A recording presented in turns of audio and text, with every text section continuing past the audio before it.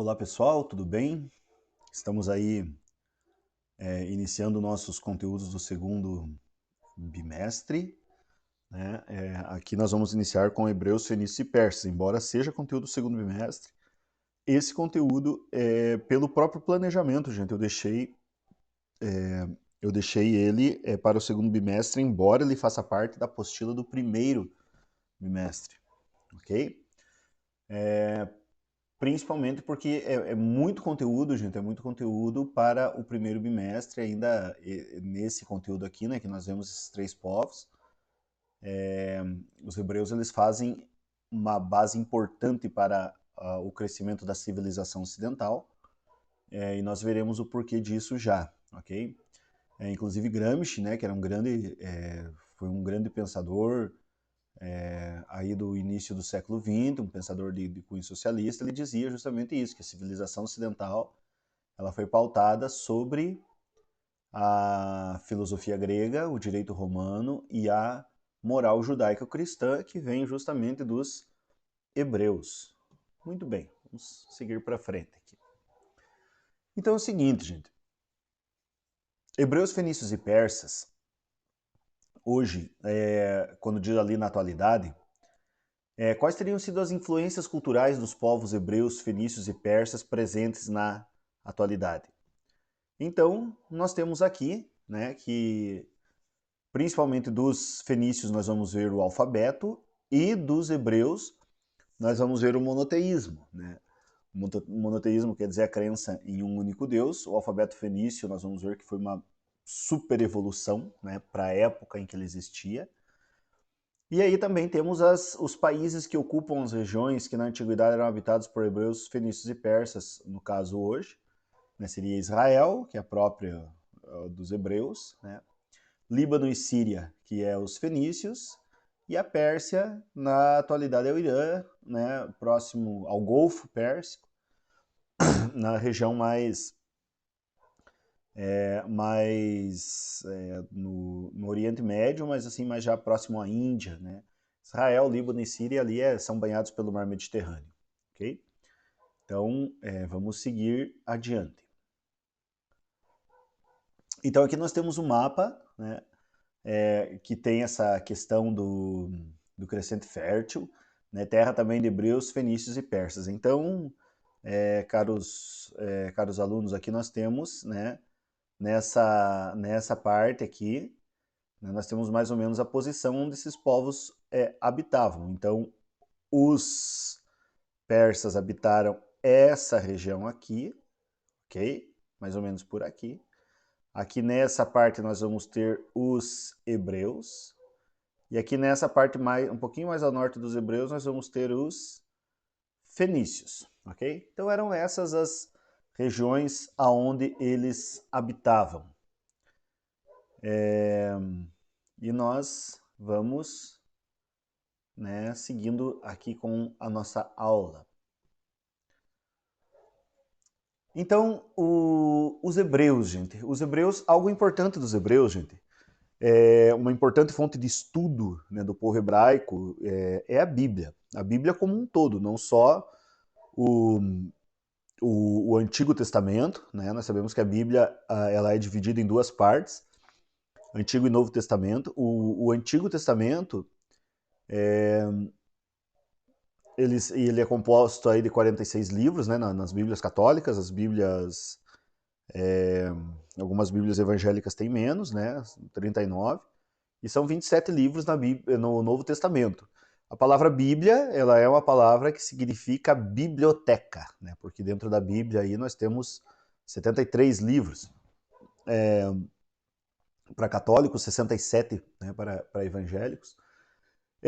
Diz ali, né, uma importante fonte de estudo da história, dos costumes e das tradições do povo hebreu. Então, a Bíblia muitos historiadores, gente, consideram a Bíblia o melhor livro de história antiga. É o livro mais completo de história antiga. Por quê? Porque nós temos ali, na Bíblia, nós temos documentos históricos, nós temos toda uma parte de legislação que aparece lá a partir do livro do Êxodo, do livro do Deuteronômio, né, que fazem parte ali da Torá, né, dos 5 primeiros livros bíblicos.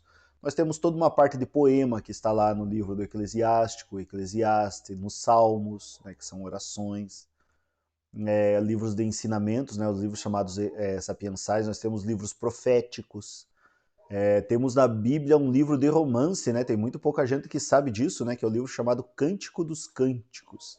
Né, então, se você não sabia disso, né, até convido você, se quiser, pegar a Bíblia, no caso, e lê-la, né? Então, tem um livro lá no Antigo Testamento, né? Eu vou deixar anotadinho ali, né? Que se chama, né, Cântico dos Cânticos, ok? Então, esse livro, ele é um livro bastante interessante, né? Mas, enfim, são vários. Existem livros de cunho apocalíptico, né? Dois, né? Apocalíptico quer dizer de revelação. Existem livros históricos.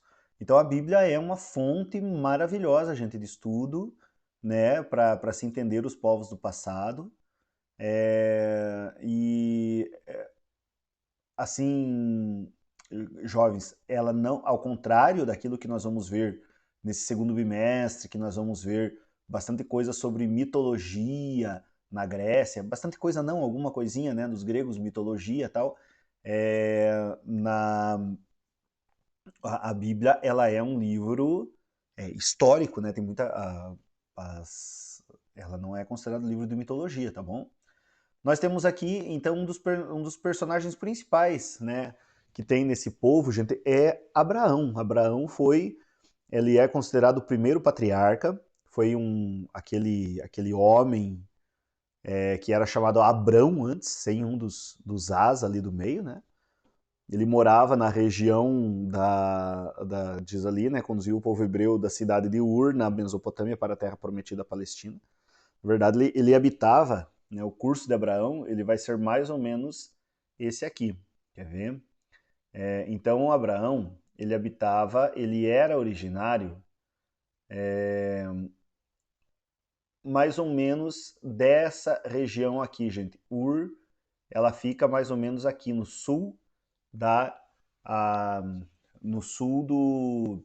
próximo ao Golfo Pérsico, sul da Mesopotâmia. Então, Abraão é originário dali. Durante sua vida, ele subiu aqui, né? Desculpe, ele desceu, né? Não, desculpe, ele subiu mesmo, né? Porque ele subiu os rios, né? Aqui sentido norte. E ele veio morar aqui numa região, mais ou menos nessa parte aqui, chamada de Harã. E aí, nessa parte que ele estava em Harã, é quando Deus vai se revelar a ele, pedindo para que ele migre para uma terra que Deus mostraria, que ele seria pai de uma grande nação, e aí que ele vai migrar para a região da Palestina. Então, mais ou menos o curso, né, a trajetória de Abraão vai ser mais ou menos essa que está apresentada no mapa ali. O primeiro grande patriarca hebraico. Então, começa com Abraão. Ah, mas e aquele povo que estava antes, por exemplo, como o povo que diz na Bíblia, como Adão, Eva, como Noé,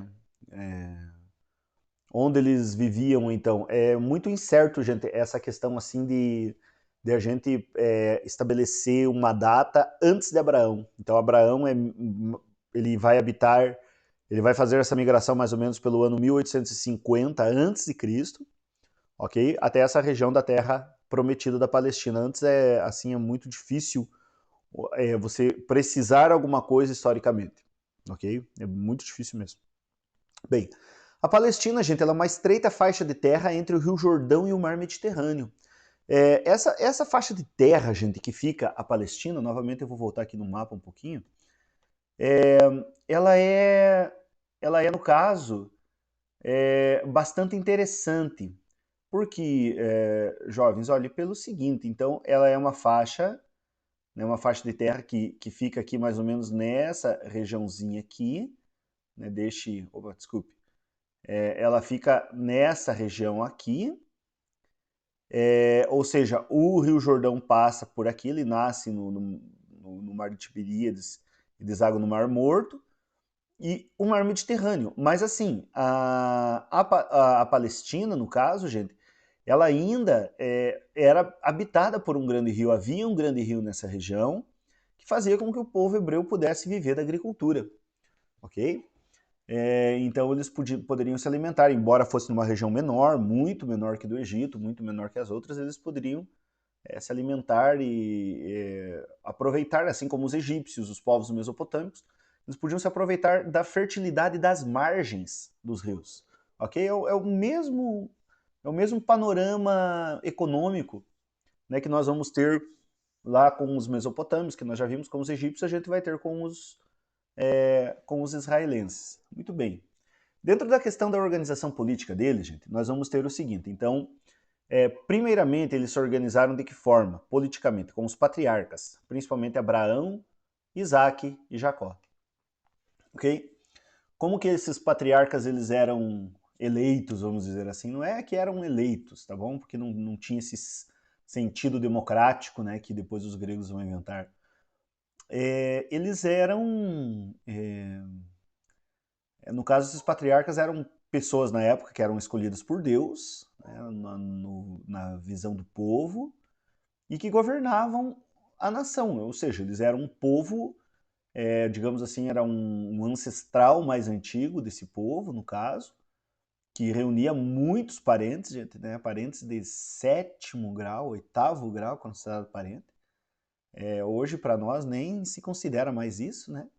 Mas esse homem mais velho, por isso o termo patriarca vem de pai, pater, ele era aquele que governava, no caso, o povo, né? Então, os 3 primeiros ali vai ser Abraão, depois Abraão, Jacó, que nós vamos ter ali como os mais conhecidos, né? Isaac. Depois vem o período dos juízes. O período dos juízes é o período interessante, gente. Por quê? Porque os patriarcas aqui nós temos eles antes, desde o período da ocupação da Palestina até o período que eles vão para o Egito. Aquelas histórias de José do Egito, os sonhos das 7 vacas magras, 7 vacas gordas, enfim, tudo aquilo. Depois que eles voltam, depois de Moisés, ou seja, aqui os patriarcas mais ou menos nós temos até o ano 1600 a.C. Os juízes, eles vão entrar mais ou menos no ano 1200 a.C., tá bom? O primeiro juiz é Josué, que foi o sucessor de Moisés, depois que eles voltam da escravidão do Egito, tá bom? Não vou entrar muito nesses detalhes, tá bom, gente? Porque aí a aula já tá comprida, né? Já tá com 12 minutos, né? Mania do professor de vocês ainda. Falo demais mesmo, gente, tá bom? E esse assunto é um assunto que eu sou fascinado. Eu amo estudar sobre isso. Então, depois vai ter os juízes, 12 juízes, os 6 maiores, 6 menores, ok? E depois dos juízes nós vamos ter o período dos reis. O período dos reis, mais ou menos lá pelo ano 1050, ok? O primeiro rei vai ser Saul, depois nós vamos ter o rei Davi. O rei Davi é aquele famoso rei que enfrentou o gigante Golias, o filisteu. Depois o filho dele vai governar, que vai ser o Salomão, né? Então, assim, na Palestina os hebreus tiveram dificuldades em manter a unidade política, tanto que, gente, depois de Salomão, o território hebreu ele foi dividido ele foi dividido em 2 partes, conforme está aqui no mapa que vocês estão vendo, né? Esse mapa aqui, que nós vamos ter ali então as chamadas, né, as 10 tribos do norte vão formar um reino e as 2 tribos do sul vão formar outro. As 2 tribos do sul vão formar o reino de Judá e as 10 tribos do norte vão formar o reino de Israel. Por isso, quando a gente diz assim, gente, olha, o judeu, hebreu, israelense, é tudo sinônimo, tá bom, gente? Eles têm todos a mesma origem, ok? São povos semitas, ok? Semitas por quê? Porque tinha Noé, o Noé da Arca de Noé, lá mesmo, né? Que fez a Arca do Dilúvio. Ele teve 3 filhos, um se chamava Sem, um se chamava Cã e um se chamava Jafé. O Sem deu origem a esse povo, ao povo hebreu, ok? Então aí nós temos, né, depois do povo hebreu, tem essa divisão entre reino de Israel e reino de Judá, por isso que a gente chama israelense, o israelense, o judeu, o hebreu, como diz, é tudo farinha do mesmo saco, tá bom? Numa linguagem popular, ok? mas ocorre essa divisão. Essa divisão é conhecida como cisma, ocorreu mais ou menos no ano 930 a.C. É um dos fatos principais da história do povo hebreu. A religião dos hebreus, gente, diz assim, o ponto de união das tribos hebraicas era a religião. Né? Os hebreus foram os primeiros povos monoteístas. Por que a religião, né, gente? Ou seja, então nós temos ali primeiros povos monoteístas. Monoteísta quer dizer que vem de mono, ou seja, uma crença, eles acreditavam em um só Deus. E o grande problema deles era isso, gente, ou seja, não que fosse o grande problema, mas todos os povos vizinhos aos hebreus, ou seja, que moravam nessas regiões aqui, eles eram politeístas. E eles veneravam, acreditavam em deuses com formas humanas, com formas animais, fenômenos da natureza eram deuses, ou seja, todas as coisas que dava para ver, todas as coisas que poderiam ser tocadas. E para os hebreus era difícil acreditar num Deus invisível. Tanto que quando Moisés subiu ao monte, né, eles caminhando no deserto, depois de ver tantos prodígios que Deus fez para libertá-los, quando Moisés ficou no monte 40 dias e 40 noites, eles acharam que Moisés morreu, o que eles fizeram? Eles fizeram lá um bezerro de ouro e estavam adorando aquele bezerro de ouro como se fosse o Deus deles, ou seja, para eles era a idolatria, foi assim, digamos, usar uma expressão aqui mais religiosa, né? Mas a idolatria foi a grande tentação do povo hebraico, ok? Mas mesmo assim a religião ela manteve essa unidade cultural, né, entre esses povos. Muito bem, nós vamos falar agora um pouquinho, gente, sobre a questão dos fenícios, ok? Bem, gente, os fenícios eles foram os primeiros grandes navegadores marítimos. Uma coisa que é fundamental a gente falar sobre os fenícios, gente, que está aí no texto, diz assim, inicialmente os fenícios ocupavam as terras entre as montanhas da Síria e o mar Mediterrâneo. O que era o problema dos fenícios, gente? O problema dos fenícios era o seguinte. O problema dos fenícios é que eles não tinham no território deles, ok? Eles não tinham um grande rio, como os outros povos, seus povos vizinhos tinham e os outros povos da antiguidade que a gente tá estudando. Eles não tinham, gente, grandes rios. Então, esse era o problema dos fenícios. Eita mundo, passei aqui um pouquinho, deixa eu voltar. Então, esse era o problema dos fenícios, gente.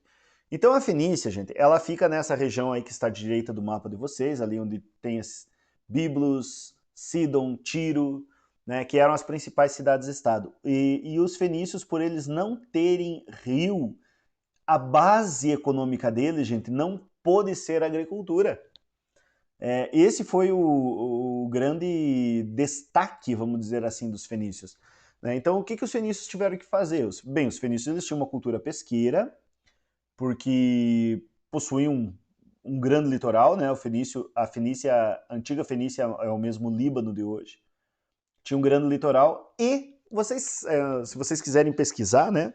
A bandeira do Líbano, né? Até hoje a bandeira do Líbano ela traz uma bandeirinha, desculpe, ela traz uma faixa vermelha na parte superior, uma faixa vermelha na parte inferior, uma faixa branca no meio, e no meio dessa faixa branca ela tem uma madeira, que é o cedro do Líbano. Ou seja, o cedro é uma madeira muito boa, gente,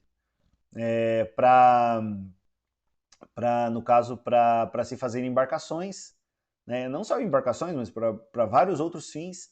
Então, o que os fenícios passaram a fazer? Os fenícios eles começaram a fazer embarcações, começaram primeiramente a pescar, não conseguiram viver apenas, né, da questão da pesca, e eles começaram a fazer na Fenícia, eles começaram a fazer embarcações e começaram a produzir joias, cerâmicas, mas principalmente roupas, né? Eles tinham nesse litoral aí fenício, eles tinham um marisco naquela região que se chama Murex, e eles pegavam, no caso, esse marisco, eles conseguiam extrair desse marisco uma tintura avermelhada que era essencial para tingir tecidos na época. E essa tintura, no caso, que eles faziam, eles acabavam tingindo o tecido e vendendo esses tecidos de cor avermelhada, que era muito difícil, gente, achar nessa época. Eu não sei se vocês lembram aí do conteúdo do 7º ano, quando teve o descobrimento do Brasil, né, que a primeira coisa que os portugueses acharam no Brasil foi o pau-brasil. O que era a finalidade do pau-brasil? O pau-brasil, justamente ele recebe esse nome pau-brasil, porque era madeira cor de brasa. Né? Vem de Brasil, de brasido, né? Ou seja, aquele vermelho. Então, o que eles faziam com isso? Qual que era uma das finalidades? Era justamente isso, era tingir tecido. Né? Depois do advento da indústria química, alunos, vocês criar cor vermelha ficou fácil. Né? Mas a gente tem que entender que nessas épocas passadas era muito difícil achar tudo isso. Ok? Então, aqui os fenícios eles tinham o murex, né, esse marisco, eles tiravam e saíam vender roupa vermelha, saíam vender não só roupa vermelha, roupas em si, saíam vender objetos de cerâmica, saíam vender joias. E basicamente o que eles compravam com isso? Comida, né? Ou seja, eles tiveram que se virar. Então eles foram os primeiros grandes navegadores marítimos que existiram na antiguidade, os pioneiros do comércio marítimo. Então aqui nós temos, né? O comércio foi a principal atividade econômica dos fenícios. Por quê? Porque se eles fossem depender da agricultura, eles tinham desaparecido, eles tinham sumido, tinham morrido de fome. Né? Vamos para frente. Então aqui nós temos uma questão também aqui das moedas fenícias, né? Uma que está mostrando ali na parte, as duas da parte inferior do vídeo, né? Uma ali no Museu Nacional do Líbano, em Beirute, e a outra que está em Paris, na Biblioteca Nacional em Paris, né? Que as escavações que eles fazem para achar os objetos de cerâmica que eu tinha comentado com vocês, né? Enfim, tinham que se virar, né? Então, ou seja, foi um povo criativo, né? Ou seja, a questão das dificuldades geográficas impulsionaram eles a fazer, no caso, né, a desenvolver um sistema de moedas, enfim, a ter uma nova atividade econômica. E algo fundamental, gente, dos fenícios, que está ligado ao comércio, é a questão do que, gente? Do alfabeto. Veja o seguinte, os fenícios, eles navegavam em todas as margens do Mediterrâneo. Né? Vamos voltar um pouquinho no mapa lá, para nós darmos uma olhadinha, só para nós relembrarmos. Olha, então, aqui nós temos o mar Mediterrâneo, né? O maior mar semiaberto do mundo. Né? Ou seja, tem semiaberto porque aqui essa ligaçãozinha aqui no Estreito de Gibraltar é que liga ao Oceano Atlântico. Mas assim, eles saíam navegar, gente, em todas essas regiões. Eles vinham aqui no Egito, eles comercializavam com os egípcios, eles vinham aqui no norte da África, eles fundaram a cidade de Cartago, que nós vamos ver lá quando formos estudar sobre Roma, né? Cartago, que foi uma colônia fenícia, foi fundada por eles, ficava aqui no norte. Hoje a cidade de Tunis, capital da Tunísia, ou seja, eles vinham por todas essas regiões. Aí tem um detalhe, gente. Qual é o detalhe? Ou seja, para eles se comunicarem com todos esses povos falavam línguas diferentes. E o que os fenícios criaram? Eles criaram, gente, um alfabeto. Né? Eles criaram um sistema de comunicação muito prático, né? Composto de 22 consoantes, embora não tivesse vogal, mas 22 consoantes assim, que são fonemas. Né? O que é um fonema? Um fonema é o seguinte, né, gente? Ou seja, eu pego qualquer uma dessas letras aqui, vamos pegar o A de África aqui, quando eu vejo o A, eu já falo A, ou seja, é um símbolo que eu identifico com um som. Os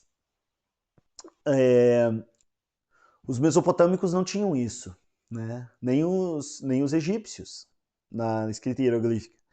Então, o que vai acontecer? Essa escrita ela vai ser revolucionária. Vocês lembram que os sumérios, gente, quando eles criaram, no caso, o alfabeto, com a escrita cuneiforme, tinha entre 1.500 e 3.000 símbolos.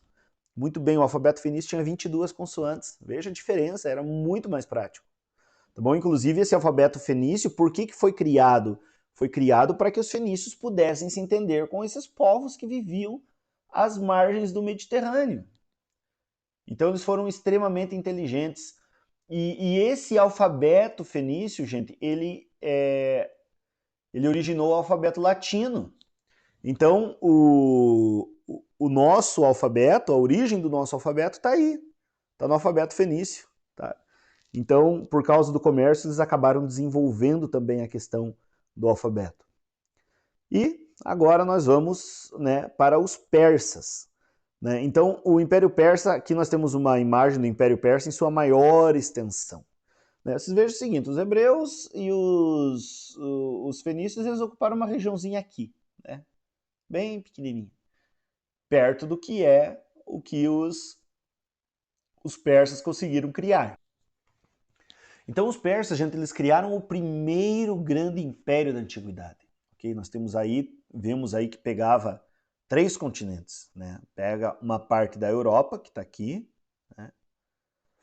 Pega essa grande, a maior parte aqui, que é o continente asiático, e pega essa parte aqui, que é do continente africano. Então, um grande império, sem dúvida nenhuma. O primeiro grande império que nós temos na história é o Império Persa. E é justamente nessa parte que os persas se destacam, que é a parte do quê? A parte administrativa, a parte político-administrativa. Nós vamos ver algumas coisas que tem, né, dos persas, que tem até hoje. Então, aqui basicamente era a questão do centro, né, a capital, né, dos persas, ela ficava nessa região aqui, mais ou menos o território do Irã hoje. Então, um dos grandes, né, reis, no caso, foi Ciro. Né? Ciro, inclusive, ele é citado, inclusive, na Bíblia. Né? No caso, o profeta Isaías vai comentar sobre Ciro, ele deu início à ampliação do território sob domínio persa. Okay? Então, ele começou a criar, no caso, né, esse domínio territorial dos persas em toda aquela região que nós vimos. A administração dos imperadores. Então, o que eles criaram, gente? Bem, primeiro, a questão de uma administração centralizada. Né? Ou seja, era um grande território, mas tinha uma centralização. Okay? Quem mandava era o imperador. Mas eles mandavam sozinhos, eles controlavam tudo? Não. Aqui vai ter um ponto muito importante, gente. Um ponto muito importante que vai ser isso aqui, olha. Eles criaram as satrapias. O que é essa tal de satrapia? Satrapia é o seguinte, gente, é uma regionalização do território. O que é isso, professor? É como nós temos, vamos dizer assim, pegar como exemplo o Brasil. O Brasil é dividido em 26 estados. Era como se fosse isso. Eles tinham um império e esse império era dividido em várias partes, né?